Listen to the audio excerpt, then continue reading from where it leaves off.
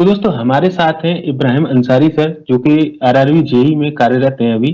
तो सर के इंट्रोडक्शन जानते हैं। सर आप अपना इंट्रोडक्शन दे दीजिए। वैसे तो आप इंट्रोडक्शन के कोई मोहताज नहीं है, आपका यूट्यूब चैनल भी है और आप स्टूडेंट कम्युनिटी में पॉपुलर है बहुत ज़्यादा। तो सर आप छोटा सा इंट्रोडक्शन दे दीजिए अपना। Okay, thank you. So my name is Ibrahim Ansari, as he told, and currently I am working as junior engineer in Indian Railways in track machine department. And I have done my diploma and BTech from Delhi Government College. And further we will discuss in the video.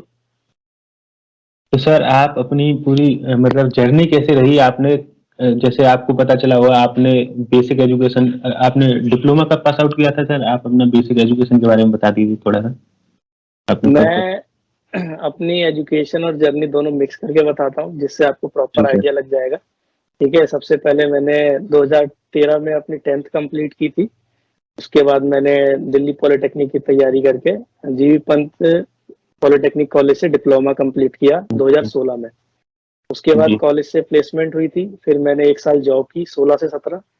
उसके बाद मैंने job छोड़ के मैं साथ साथ preparation भी कर रहा था लेटर एंट्री से बीटेक में एडमिशन के लिए। फिर मैंने आईपी का एग्जाम दिया। उसके बाद मैंने बीटेक में एडमिशन लिया लेटर एंट्री से, ये दिल्ली गवर्नमेंट कॉलेज में, जीवी पंत इंजीनियरिंग कॉलेज। और फिर 2020 में मैं पास आउट हुआ। 2020 में फिर मेरी प्लेसमेंट भी हुई थी कॉलेज से गोदरेज कंपनी में एज असिस्टेंट मैनेजर। और 2020 में ही मेरी ज्वाइनिंग भी आ गई थी रेलवे की, तो मैंने गोदरेज को छोड़ के रेलवे को ज्वाइन किया। और ये बीटेक वाला ही पूरा का पूरा जो मेरा टाइम था मैंने उसी को यूज किया था अपनी ये आरआरबी जेई की प्रिपरेशन में। और अभी मैं वर्किंग हूँ रेलवे में। तो सर आपकी ब्रांच कौन सी थी? जी, मेरी डिप्लोमा में मैकेनिकल इंजीनियरिंग ब्रांच थी और ये बीटेक में mechanical and automation engineering branch थी। Okay sir. तो सर जो रेलवे का वर्क कल्चर रहता है एज अ जेई, उसके बारे में आप बताइए थोड़ा सा। वर्क कल्चर क्या रहता है? ओके, रेलवे का वर्क कल्चर काफी ठीक है। यहाँ पर आपको गवर्नमेंट डिपार्टमेंट है तो बहुत क्वालिफाइड लोग ही मिलेंगे हर किसी भी आप पोस्ट पर आते हैं। तो अगर मैं जेई की हाँ, बात करूं तो यहाँ पर आपको बहुत सारे एसएससी मिलेंगे, सीनियर सेक्शन इंजीनियर्स, जी। जो आपकी पूरी हेल्प करते हैं। और आप उनसे पूछिए, पता कीजिए, कुछ आपको अपने लेवल पे भी सीखने की जरूरत है। और यहाँ वर्क कल्चर मुझे काफी अच्छा लगा। सभी सीनियर्स ऑलमोस्ट सपोर्टिव हैं, वो जितना जानते हैं एटलीस्ट उतना आपको बताने की कोशिश करते हैं। बाकी तो हर जगह आपको खुद ही सीखना है, खुद ही एफर्ट हाँ, डालने हैं। तो सही बात है सर। तो सर ट्रेन जैसे आपने ज्वाइन किया होगा, जो 2020 में आपने ज्वाइन किया है, तो उसके बाद में सर कितने दिन की ट्रेनिंग चलती है आरआरबी जेई की? ठीक है, मैं ये बताता हूँ आपको। 2020 में जैसे जुलाई में हमारी ज्वाइनिंग हुई थी और रेलवे में ऑलमोस्ट जहाँ तक मुझे पता है जेई और एसएससी और उससे नीचे सबकी ट्रेनिंग 1 साल की होती है। 2020 जुलाई से लेके 2021 की जुलाई तक हमारी ट्रेनिंग कंप्लीट हो गई थी और अगस्त में फाइनल पोस्टिंग हो गई थी। मतलब तो 12 लगभग महीने एक की? साल की, हाँ, 1 साल की हाँ। ट्रेनिंग रहती है यहाँ पर। अच्छा अच्छा। तो सर ट्रेनिंग के दौरान सैलरी कितनी मिलती है? क्योंकि इससे लोगों को हाँ, मोटिवेशन तो बहुत मिलता है प्रिपरेशन करने के दौरान। सैलरी लेवल 6 7th पे कमीशन की आपको बेसिक पे 35,400 है, जो कि एज अ जेई जब आप ज्वाइन करते हैं तो आपका बेसिक 35,400 होता है। प्लस रेलवे में ये है कि ट्रेनिंग के दौरान सिर्फ आपको बेसिक प्लस डीए मिलता है। तो basic almost 35,400 plus DA, I think जब हमने ज्वाइन किया था 23। 17% था। जी तो वो जी। कुछ 4-5 हजार रुपए मिला के 40,000 प्लस सैलरी आती थी ट्रेनिंग के दौरान। और कोविड के चक्कर में डीए फ्रीज था, एज यू नो, हाँ। तो जी थोड़ा जी। सा कम आती थी, बट अब रिस्टोर हो गया है तो अब ठीक है। तो अब ट्रेनिंग के बाद में सैलरी और इंक्रीज हो जाती होगी, है ना? हाँ, ट्रेनिंग के बाद हाँ। आपको सारे अलाउंसेस मिलने लगते हैं। ट्रेनिंग से पहले, ट्रेनिंग के दौरान आपको सिर्फ डियरनेस अलाउंस मिलता है और बेसिक मिलता है, और ट्रेनिंग के बाद basic plus DA, HRA, TPT, TA, आपको सारे अलाउंसेस रिस्टोर हो जाते हैं। तो ऑलमोस्ट 50 प्लस माने 50 प्लस ही रहती होगी। हाँ, 50 प्लस सैलरी आती है इन हैंड उसमें, क्योंकि आपका पीएफ वगैरह भी कटता है। तो आफ्टर ऑल डिडक्शन और इंक्लूसिव ऑफ ऑल अलाउंसेस आपकी सैलरी काफी अच्छी 50-55 के अराउंड आती है। अच्छा तो सर इसमें अलाउंसेस क्या क्या मिलते हैं? जैसे फैसिलिटीज मिलती हैं, जो क्या क्या मिलती है? अलाउंसेस में आपको डियरनेस अलाउंस मैंने बताया, महंगाई भत्ता, फिर हाउस रेंट अलाउंस मिलता है, और जी एक ट्रांसपोर्ट अलाउंस मिलता है और जी। एक ट्रैवलिंग अलाउंस मिलता है। ट्रांसपोर्ट अलाउंस तो सबको मिलता है, ट्रैवलिंग अलाउंस आपको तभी मिलता है जब आप अपने हेडक्वार्टर के 8 किलोमीटर रेडियस से बाहर जाके वर्क करते हैं। तो जी जैसे जी। हमारे डिपार्टमेंट में है कि हमारा काम ऑलमोस्ट हेडक्वार्टर से बाहर ही होता है, तो वो आपको जेई लेवल पे 800 रुपये पर डे के हिसाब से मिलता है। जी। क्योंकि आप हेडक्वार्टर से बाहर हैं तो इसलिए आपको वो मिलता है 800 रुपये पर डे। तो सर आपका वर्कलोड क्या रहता है, मतलब आपको क्या करना होता है? जैसे आप मैकेनिकल से हो आरआरबी जेई में, तो आपको क्या करना होता है मैकेनिकल के जूनियर इंजीनियर को? ठीक है, तो जैसे मैं अभी रेलवे के सिविल इंजीनियरिंग डिपार्टमेंट के अंडर ट्रैक मशीन डिपार्टमेंट में वर्किंग हूँ। तो हमें एक ट्रैक मशीन मिलती है, जैसे जिस ट्रैक पे आपकी ट्रेन चलती है, जी उस ट्रैक की आपको ज्योमेट्री मेंटेन करना, उसके जो एब्जॉर्ब शॉक कैपेसिटी है वो इम्प्रूव करना, ये सारे काम करने के लिए पहले तो पूरा हैंड से होता था। अब जी पूरा मैकेनाइज्ड हो चुका है, सारे काम मशीनों से होते हैं। तो जी जी हर एक मशीन पे 2 इंचार्ज होते हैं, एक जेई एक एसएससी, या 2 एसएससी, या दो जेई तो नहीं, एक एसएससी जरूर होता है, उसके साथ एक जेई होता है। तो मैं जी अभी जी। जिस मशीन पर हूँ, हमारी मशीन पे एक एसएससी और 2 जेई है। तो हम 3 इंचार्ज हैं इस मशीन पे। इस मशीन का काम है डीप स्क्रीनिंग का। मतलब अच्छा जो भी ट्रैक है, रेलवे के ट्रैक है, ये काफी टाइम तक यूज जब होने के बाद इसके बैलास्ट की जो शॉक एब्जॉर्बिंग कैपेसिटी है वो कम हो जाती है। तो उसको रिस्टोर करने के लिए ये जी। मशीन काम आती है। तो इस मशीन का मेंटेनेंस, इस मशीन की ऑपरेटिंग, सारा कुछ आपको देखना है। आपके अंडर 8 to 10 स्टाफ होते हैं, उनको मैनेज करना, उनसे काम ट्रैकमैन कराना। वगैरह होंगे कुछ? हाँ, हमारे अंडर 3-4 टेक्नीशियन होते हैं, 3-4 हेल्पर होते हैं, और सारा अच्छा, पेपर वर्क आपको देखना है।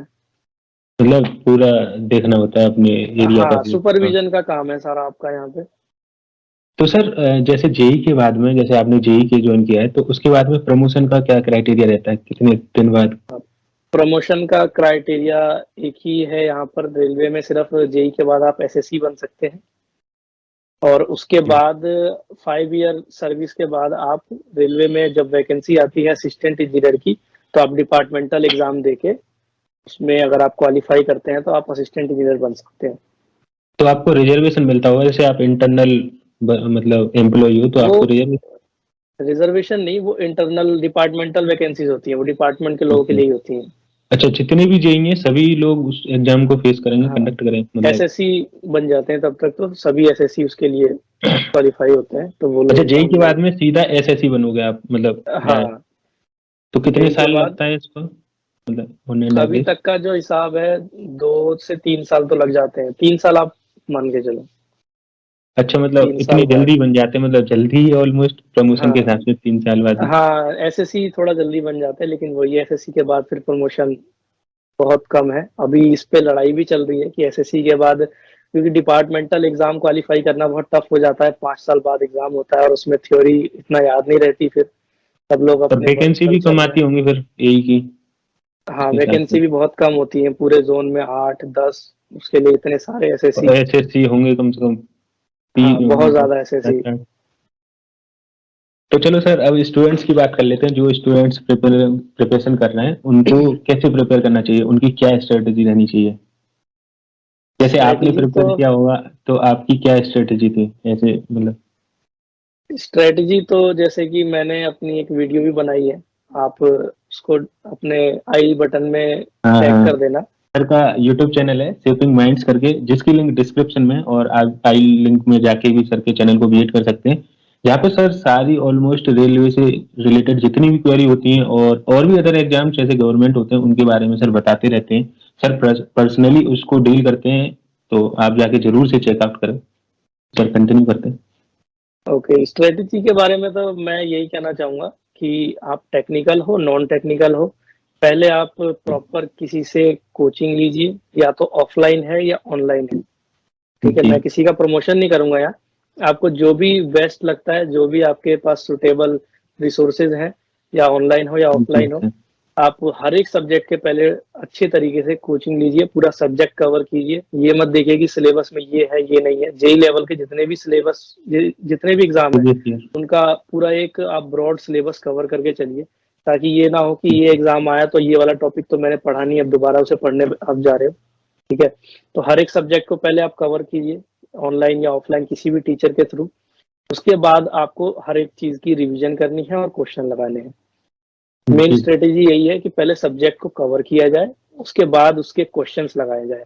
फिर आप प्रीवियस ईयर के क्वेश्चन उठा के प्रीवियस ईयर क्वेश्चन लगाइए, अपने जो वर्क बुक या जो भी आपके पास प्रैक्टिस के रिसोर्सेज हैं। आजकल जी तो ऑनलाइन एग्जाम हो रहे हैं, तो हर किसी का पेपर हाँ सर। अवेलेबल है ऑनलाइन। तो अब बस पेपर उठाइए, जैसे ही सब्जेक्ट कंप्लीट होता है और लगाना शुरू कर दीजिए। इससे हाँ तो सर आपको जैसे, मतलब बहुत अच्छा आउटपुट मिलेगा, जहां तक मुझे लगता है। हाँ आपने निकाला है तो आपको ज्यादा पता होगा बेहतर, क्योंकि स्टूडेंट्स तो ऑलमोस्ट बहुत पूरे ऑल ओवर इंडिया से ही एग्जाम देते हैं, तो कंपटीशन तो बहुत बढ़ ही जाता है वैसे भी। कंपटीशन तो बहुत टफ है आज के टाइम में, लेकिन आपको वो नहीं देखना है। आप प्रॉपर तरीके से तैयारी करेंगे तो एक जी सीट आपके लिए भी है हर जगह। हाँ, इतनी वैकेंसी है। तो सर जैसे आरआरबी जेई का जो पोर्शन रहता है, इसमें दो एग्जाम होते हैं, CBT 1 और CBT 2। तो CBT 1 तो पूरा नॉन टेक ही रहता है, और CBT 2 में भी थोड़ा सा नॉन टेक आता है। तो मतलब नॉन टेक ज्यादा वेटेज रखता है यानी कि आरआरबी जेई में। तो इसको नॉन टेक को कैसे प्रिपेयर करें, क्या स्ट्रेटेजी रहनी चाहिए? मैं बताता हूँ अपने बारे में, जैसे मैंने किया था। ठीक है, आपको ठीक जी लगे तो आप भी उसको फॉलो करें। सबसे पहले तो जब आप किसी एग्जाम की प्रिपरेशन कर रहे हैं, तो अभी तो ना उसका नोटिफिकेशन आया है। जैसे मैं नेक्स्ट आरआरबी जेई की बात कर लूँ, तो हाँ हाँ। अभी आप तो कोशिश ये रखिए कि जो भी आपका टाइम है, आप 70% तो आप टेक्निकल को दीजिए, क्योंकि जो सेकंड पेपर होने वाला है वो ज्यादा मायने रखता है यहाँ पर। ठीक है, और जी उसमें टेक्निकल क्वेश्चन ही बहुत ज्यादा आते हैं। तो आप पहले तो, और ये टेक्निकल पार्ट बहुत बड़ा है, इसलिए मैं कह रहा हूँ कि आप पहले तो 70% टाइम अपना टेक्निकल को दीजिए, 30% टाइम अपना नॉन टेक्निकल को दीजिए। और जैसे ही इसका नोटिफिकेशन आ जाता है और आपको पता है कि अब 2 से 3 महीने में एग्जाम होने वाला है, तब आप पूरी तरीके से नॉन टेक्स पे शिफ्ट कीजिए। पूरी तरीके से नहीं भी तो 50-50 टाइम कर दीजिए अपना। तो या तो अगर आपको लगता है कि मेरा नॉन टेक्निकल थोड़ा कमजोर है, तो आप पूरी तरीके से शिफ्ट कीजिए, क्योंकि पहला पेपर निकलेगा तभी तो आप दूसरे में अपियर कंप्यूटर। होंगे। हाँ, लेकिन ये है कि आप यही सोचे कि मैं सिर्फ पहले पहला पेपर निकालूंगा फिर टेक्निकल की तैयारी करूंगा, तो मुझे नहीं लगता है कि फिर आप क्वालिफाई कर पाएंगे। तो आप अभी फिलहाल जो है टेक्निकल नॉन टेक्निकल साथ लेके चलिए। अपना 70% टाइम आप टेक्निकल को डिवोट कीजिए, 30% टाइम नॉन नॉन टेक्निकल को दीजिए। और जैसे ही आप ये नोटिफिकेशन आता है, उसके बाद आप शिफ्ट कर जाइए नॉन टेक्निकल पे प्रॉपर। हाँ तो सर वैसे तो आप पूरी टिप्स बताते रहते हो, जैसे आरआरबी में मैंने देखा है आपके चैनल पे बहुत सारी वीडियोस पड़ी हैं जिसमें आपने बताया कि आपने कैसे क्वालिफाई किया था, आपने कैसे सिलेक्शन लिया था आरआरबी में। तो बहुत सारी टिप्स आपने कवर कर रखी हैं। फिर भी जैसे आपने बताया कि टेक्निकल और नॉन टेक को इतना पढ़ना चाहिए, तो ये बैलेंस करने में दिक्कत होती है, मतलब नॉन टेक को भी टेक्निकल, क्योंकि बहुत ज्यादा सिलेबस हो जाता है दोनों का। कितनी दिक्कत फेस दिक्कत करनी दिक्कत बहुत आती है इसमें। तो इसके दिक्कत ज्यादा गिनवाने से अच्छा मैं सॉल्यूशन बताने की कोशिश करूंगा आपको, चाहिए? कि आप ज्यादा अपने पर प्रेशर ना लें। नॉन टेक्निकल और टेक्निक, अगर आप टेक्निकल बैकग्राउंड से बिलोंग करते हैं, तो मुझे लगता है कि आपका एप्टीट्यूड काफी अच्छा होगा। जी आपको सर। थोड़ी सी दिक्कत, या मुझे भी जो थोड़ी सी दिक्कत आई थी, वो जीके पोर्शन में आई थी। रीजनिंग में, मैथ में ज्यादा दिक्कत नहीं आई थी। तो आप जीके पे भी ज्यादा फोकस करें तो ठीक जीके रहेगा। बहुत ब्रॉड होता है सर। हाँ, वो बहुत ब्रॉड होता है। और जो करंट अफेयर है वो भी आप बाद में कवर कर सकते हैं। अभी आप जो जनरल साइंस है, हिस्ट्री है, ज्योग्राफी है, पॉलिटिक्स है, इन चीजों पे ज्यादा फोकस करें। जी सर। तो तो आई सर, थिंक बैलेंस करना इजी होगा। हाँ सर, तो सर जैसे आरआरबी में जो सिलेक्शन प्रोसेस है वो मतलब थोड़ी सी स्लो रहती है, जैसे 2 या 3 साल लग जाती है नॉर्मली। जैसे 2018 की वैकेंसी थी तो 2020 में कंप्लीट हो गई थी आपकी ज्वाइनिंग, जो जुलाई में हो गई थी 2020 में। हम्म। तो सर इस दौरान जो 2 साल, मतलब 2 साल 2018 में वैकेंसी आई, तो सर इस दौरान स्टूडेंट्स अपने आप को कैसे मोटिवेट रखें कि हमको पढ़ना है, क्योंकि डिमोटिवेशन तो आ ही जाता है, 2 साल प्रिपरेशन कर रहे हो आप। देखिए, गवर्नमेंट जॉब का तो अभी के टाइम में यही है कि टाइम बहुत ज्यादा कंज्यूम होता है। अगर आप हर एक स्टेज को स्टेप बाय स्टेप क्लियर कर रहे हैं, तब भी मतलब 2-3 साल तो कहीं नहीं गए आपके। तो इसका मोटिवेशन का तो मैं बहुत ज्यादा कोट वगैरह आपको नहीं सुनाऊंगा। जो सबसे जी पहला मोटिवेशन तो यही है कि आपको जॉब चाहिए। आप अभी जी सर। जॉबलेस हैं, सबसे पहला मोटिवेशन तो यही है। और दूसरा ये है कि आप अपनी फैमिली में देखें, जैसे कि मेरे पैटर्नल साइड में कोई भी गवर्नमेंट डिपार्टमेंट में नहीं था। सब लोग जी प्राइवेट में ही थे। थोड़े कुछ अच्छी पोस्ट पे थे, कुछ नीचे, बट कोई भी गवर्नमेंट डिपार्टमेंट में नहीं था। तो मेरा ये थोड़ा सा था कि गवर्नमेंट में यार कोई तो होना चाहिए। तो तो अब मैं गवर्नमेंट गया में तो सर। काफी, अब मैं लगने के बाद काफी रिकॉग्निशन भी मिला, बहुत हमारे साइड के लोग भी अब कहते हैं कि हाँ हमारे यहाँ कोई पहला बंदा है। तो आप इस तरह के मोटिवेशन तो हर जगह ढूंढ सकते हैं कहीं ना कहीं। इंटरनल मोटिवेशन तो बहुत जरूरी है खैर। हाँ सर, क्योंकि एक्सटर्नल तो आप वीडियो देख लोगे इतनी सारी यूट्यूब पे हाँ वीडियो, लेकिन जब तक अंदर से नहीं आएगा जब तक नहीं हो पाएगा। हाँ, तो तो बस फिर आप लगे रहिए। और मेन बात ये भी है कि कोई भी एग्जाम है उसके लिए आपको प्रिपरेशन के लिए भी टाइम चाहिए, 6 से 8 महीने तो आपको चाहिए। जो टेक्निकल और नॉन टेक्निकल का सब्जेक्ट है वो ये नहीं है कि कल को, मैंने अपनी वीडियो में भी ऐसी चीज बात बोली थी कि ऐसा तो है नहीं कि अगर अभी मैं अगले महीने नोटिफिकेशन निकाल दें और 2 महीने बाद एग्जाम ले ले तो आप क्वालिफाई कर लेंगे। तो नहीं। आप पहले इस वाले टाइम को जो है ये सोचने के बजाय कि कब आएगी, आप इसको यूज कीजिए और इसको अपनी तैयारी में लगाइए। 6-8 महीने आप पहले प्रॉपर दीजिए कि आपको फीलिंग आए कि हाँ मैंने प्रिपेयर कर लिया है, अब एग्जाम होगा तो मैं निकाल दूंगा। तो आप पहले ये वाला कंपटीशन टाइम बहुत यूज है सर, कीजिए। क्योंकि ऑल ओवर हाँ, इंडिया से सारे स्टूडेंट फेस करते हैं, वो भी डिप्लोमा वाले, बीटेक वाले, जितने भी कैंडिडेट हैं सभी। और रेलवे ऐसी चीज है कि बिना इंजीनियर्स के चलने वाली है नहीं। तो डिले हो सकता है लेकिन वैकेंसी आएंगी ये श्योर है। तो आपको क्या लगता है सर, एक्सपेक्टेड वैकेंसी कितनी रह सकती है, मतलब जो जैसे 2022 या 23 जब भी नोटिफिकेशन आता है? करंट सिनेरियो के हिसाब से जो जैसे लास्ट टाइम जेई की वैकेंसी सारे के सारे जोन और डिवीजन मिला के 13,000 प्लस थी। जी। और मुझे लगता है कि जैसे कि रेलवे ने नोटिस निकाला था कि सीनियर सेक्शन इंजीनियर की वैकेंसी रीस्टोर कर दी गई है, तो जी। थोड़ी सी जेई की वैकेंसी कम होंगी इस बार। एग्जैक्ट ऐसी। फिगर तो कोई नहीं बता सकता, बट हाँ मुझे हाँ, लगता है लास्ट टाइम से थोड़ी सी वैकेंसी इस बार कम आएंगी, बट काफी आएंगी। हर एक जोन में 800-900 वैकेंसीज तो आएंगी ही। तो वैकेंसी की आप चिंता ना करें, अभी तक जितने भी जेई लेवल के एग्जाम है सबसे ज्यादा वैकेंसी रेलवे ही निकालेगा ये श्योर है। जी। हाँ, काफी वैकेंसी आती है, और भी डिपार्टमेंट है, जैसे उत्तर प्रदेश में ले लो तो वही 100-150 वैकेंसी आती है हाँ, तो। 50-100 ये हर जगह इतना ही आता है, लेकिन रेलवे इससे तो बहुत ज्यादा निकालेगा। हाँ, तो थाउजेंड्स में रहेंगी कम से कम। हम्म। तो सर, जो आरआरबी जेई के लिए स्टूडेंट्स प्रिपेयर कर रहे हैं, तो उसके लिए कोई बुक अगर आप रिकमेंड करना चाहो, जैसे नॉन टेक के लिए या टेक्निकल के लिए? बुक जैसे हर एक ब्रांच की टेक्निकल की ऑब्जेक्टिव बुक एक आती है फेमस, मैं मैकेनिकल की बता सकता हूँ। और ब्रांच वाले अपनी ट्रेन आ रही है, जैसे कि मैं अभी ऑन ड्यूटी ही हूँ, तो अच्छा अच्छा। ट्रेन का साउंड थोड़ा अवॉइड कीजिएगा। हाँ, कोई दिक्कत नहीं। अभी भी हम रेलवे के कोच में ही बैठे हैं। सर, आपने अपना इतना महत्वपूर्ण समय निकाला हमारे साथ में, उसके लिए तो हम आभारी रहेंगे ही, और है अरे, भी। आपका भी वेलकम, आपने हमारी वीडियो बना के लोगों तक पहुंचाने की कोशिश करी। क्योंकि सर आपका मोटिव और हमारा मोटिव सेम ही है ऑलमोस्ट, क्योंकि स्टूडेंट्स तक ज्यादा से ज्यादा गाइडेंस पहुंचे, क्योंकि जो भी स्टूडेंट हाँ, हम प्रिपेयर भी कर रहे हैं। प्रिपेयर करते थे तो बहुत सारे क्वेश्चंस होते थे कि यार ये कैसे करें, वो कैसे होगा। तो अब हमने वो फेस किया, हमने एग्जाम को क्लियर किया, तो अब लगता है कि हाँ हम किसी को गाइड तो कर सकते हैं कि जो गलतियां हमने की वो ना करें। हाँ, वही कहते हैं ना कि दूसरों, मतलब अपनी ठोकर खा के सीखे तो क्या सीखे, जो लोगों ने ठोकर खाई है उससे तुम सीखो तो ज्यादा मोटिवेट मिलता बिल्कुल। है। तो हाँ, तो मैं सर। बुक्स के बारे में बता देता हूँ। बुक्स मैकेनिकल ऑब्जेक्टिव में RS खुरमी की आती है, जो कि आप फॉलो कर सकते हैं। उसमें बहुत सारे क्वेश्चन है हर एक सब्जेक्ट के लिए, उसको तो आप मतलब 2-3 बार लगा ही लीजिए प्रॉपर तरीके से। क्योंकि आज भी जेई लेवल में कोई भी एग्जाम आता है तो मैकेनिकल से उस बुक से क्वेश्चन ना आए ऐसा होता नहीं है, चाहे 20% 30%। और जहां तक मुझे याद है हमारे रेलवे के एग्जाम में ऑलमोस्ट 40-50% एग्जैक्ट उसी बुक से थे। कुछ नए क्वेश्चंस भी थे इस बार। तो आप उस बुक को तो लगा लीजिए, उससे आपको काफी आइडिया मिल जाएगा।